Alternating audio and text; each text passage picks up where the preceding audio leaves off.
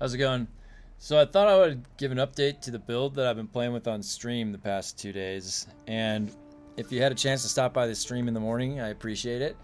Thanks for stopping by. It's been a lot of fun. So there's been a lot of discussion after Tractor Field has been nerfed, gutted. It's dead.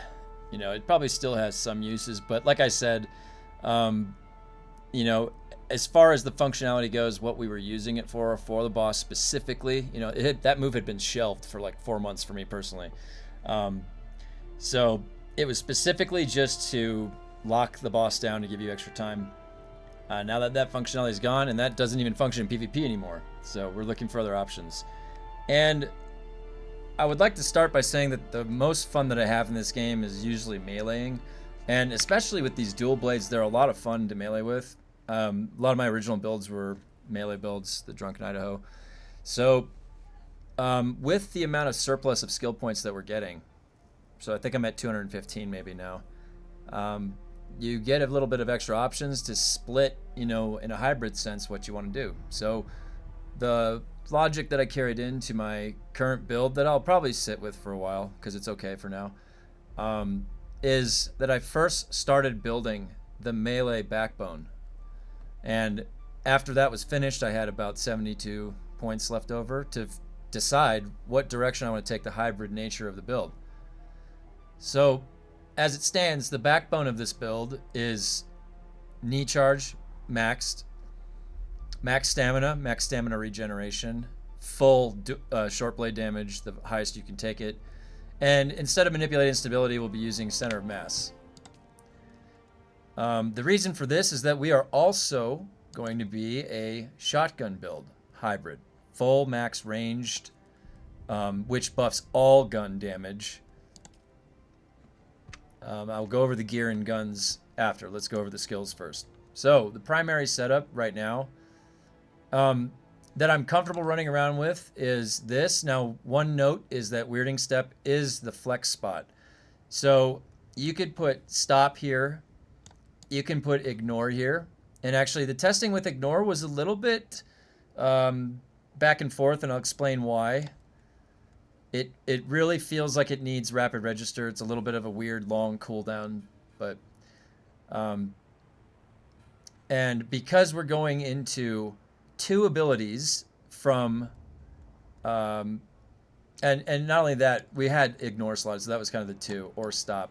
We have the possibility of having double that, so we're going to want to have the voice cooldowns, especially for compel, even if we're just using compel.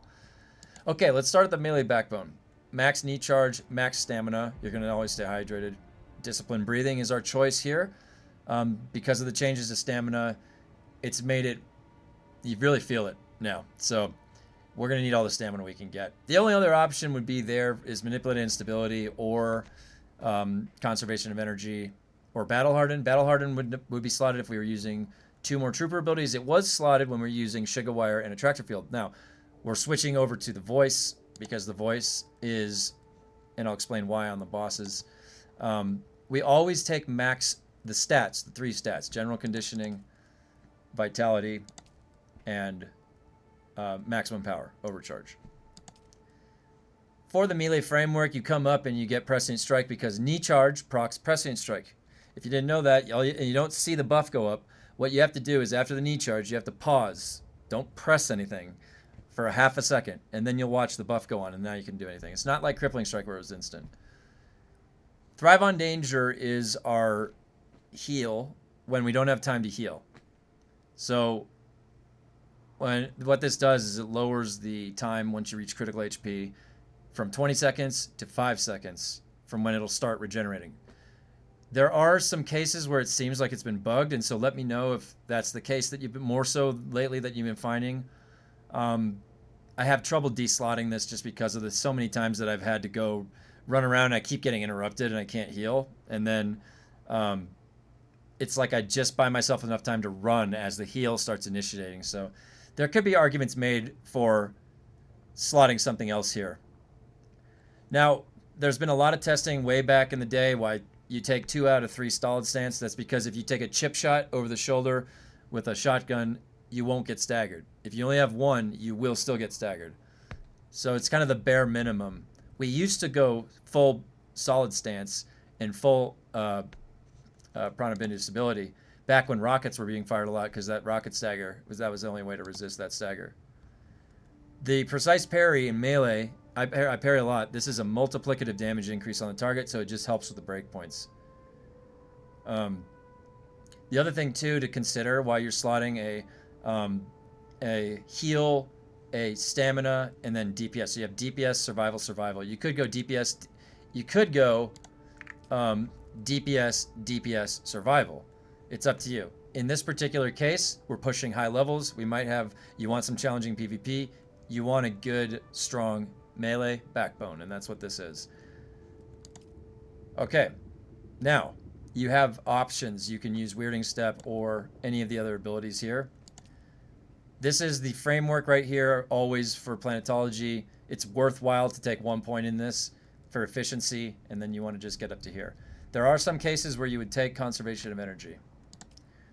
Over here, this is the simple framework that we go just to get shield overcharge and have 1 point in tailoring and garment keeper. These may be filled out later now that durability is fixed, and it would be worthwhile to spend points into. We already discussed in depth on my stream why 1 out of 3 Shiga Claw feels so bad. And you could even argue why 2 out of 3 feels bad too, because it's like you're staring at a rock you want to just launch off of, and you can't. It's too far. But it doesn't look that far. So this is for getting around your base. You could also slot this here for another setup.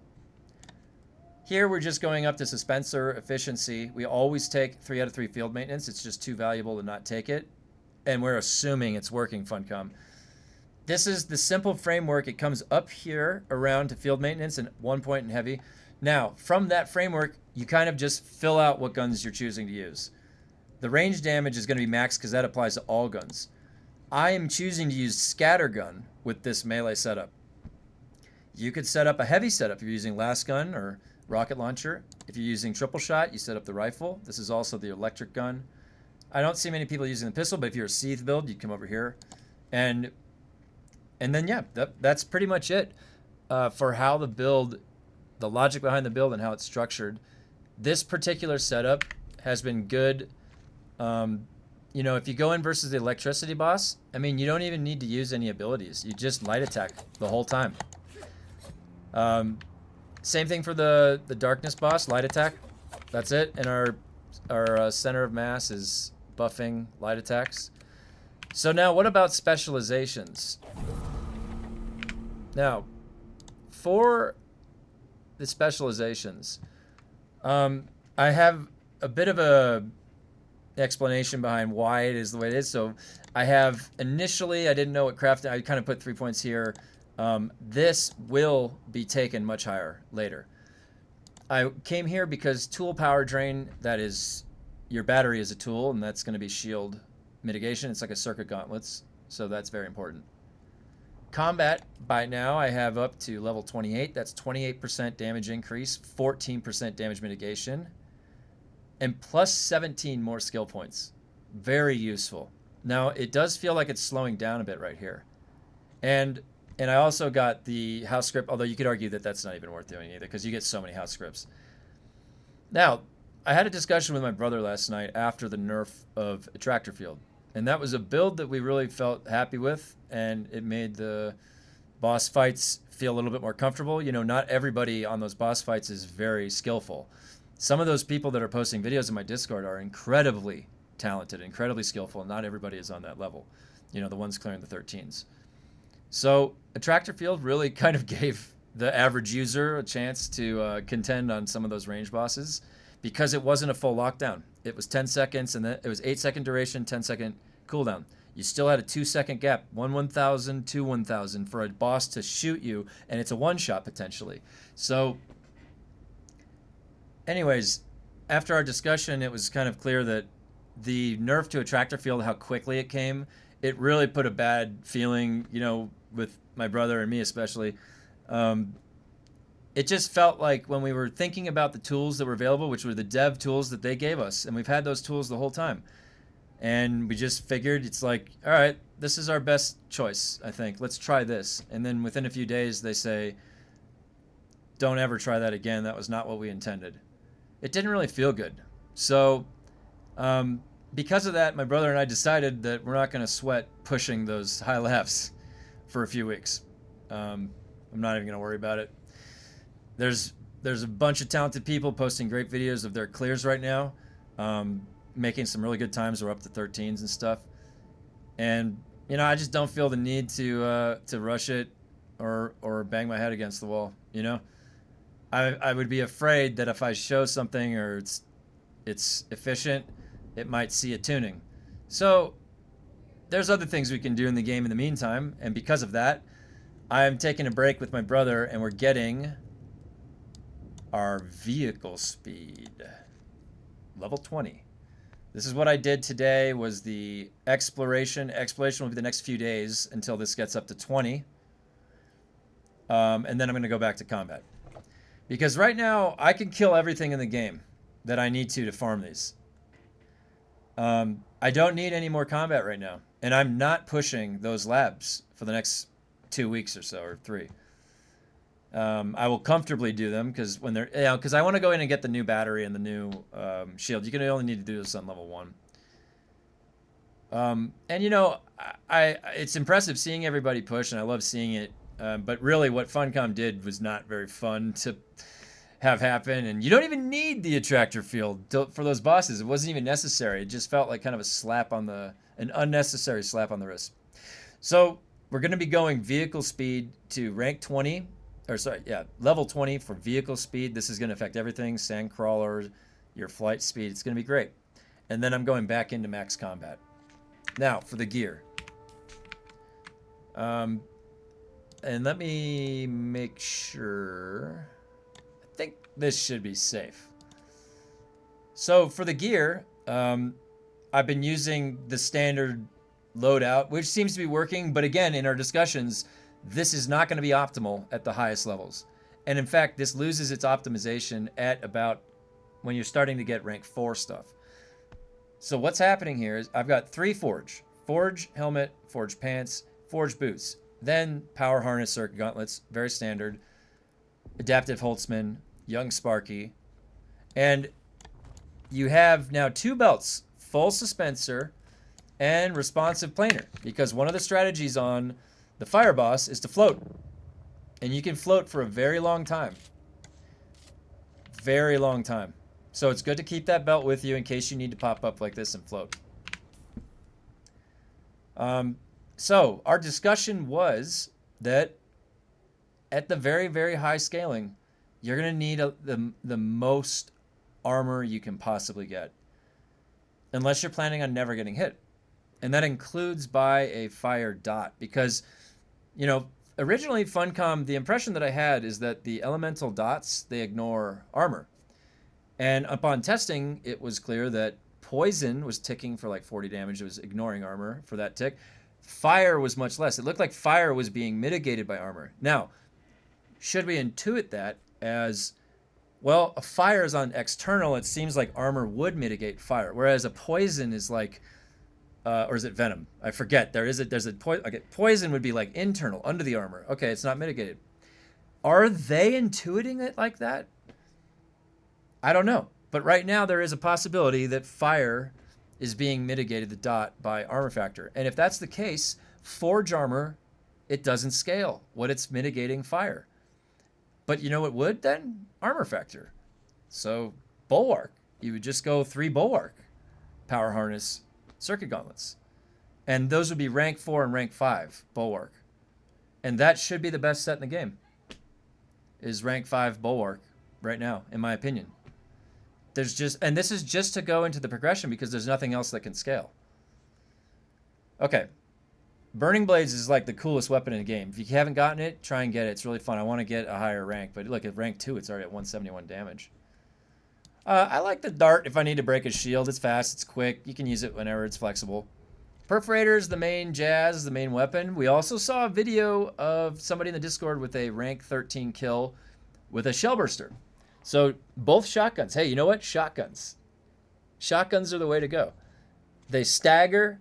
And listen, is Funcom going to nerf the stagger on the shotgun on bosses? You know the two next things they could nerf?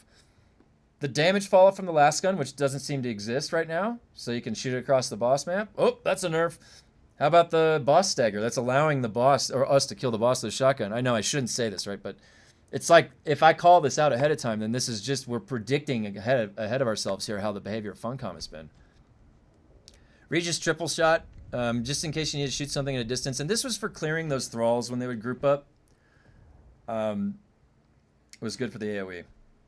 Now, I don't know if you guys noticed, but the vehicle backup tool now has durability. I don't know if that's intended or not. So it can break.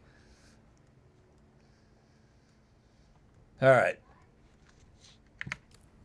Now,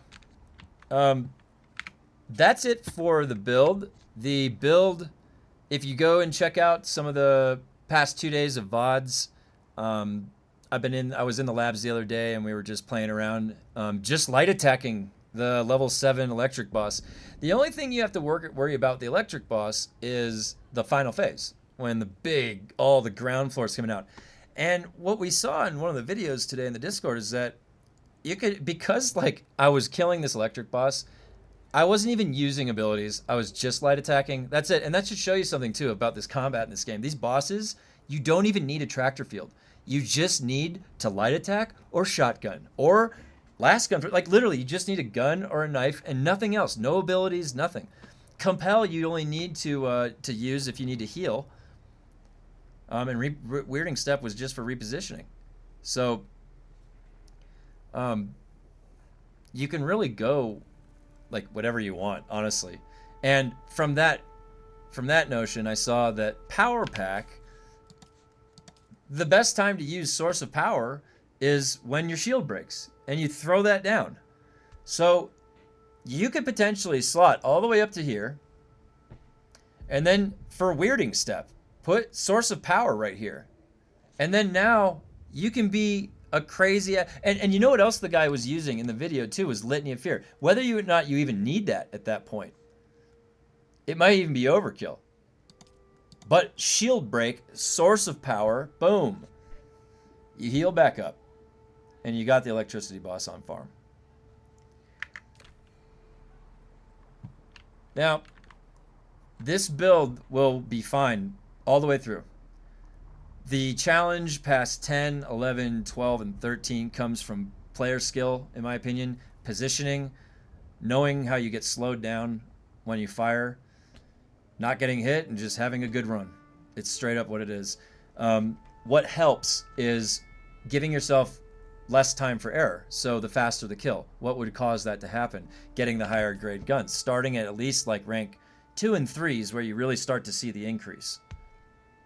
So the strategy has to be, at the very minimum, to try and get your 2s and your 3s. Don't worry about going anywhere else. Just get your 2s and 3s. You can comfortably farm that. Each of the boss, like the dark boss, has no other strategy than to light attack him, turn the lights on when you need it, and then if those ads overwhelm you, hover in the air and shoot down. He has a bug where he's supposed to go hide in the corner, and that's it. And then while those ads are out and you don't fight him, that's fine. Sometimes he's fighting with them, and that makes it a little bit more challenging, so you gotta hover up in the air. He can still shoot you. All right. The radiation boss is a great video. You can avoid the ads completely, ignore them, and just last gun him the whole way around the arena. That's it. It's a great video. It's posted in Discord. I highly suggest you check it out. On the electric boss, all you need is light attack, compel. That's it. For the fire boss, you just need a shotgun and just jump up and down from his fire. You can compel and weirding step to help like CC to deal with the ad when it comes out, but everything else is the same. Okay. So that's the overview for the build. I will provide the links in the description. If you would like to see the build in action, I highly suggest you check out the VODs. It's been live the past few days on the stream. This was just an update for the overview and the logic behind the build. I was streaming from Monday through Friday in the morning times. I have a time slot available. I highly suggest you stop by. It's been a lot of fun. We've been figuring out stuff to do in Dune and other games. All right. If you guys have any questions, pop a comment. Remember to leave a like. Join the Discord if you haven't already. It's a lot of fun in there. All right, appreciate you guys. Thanks for joining. Take it easy.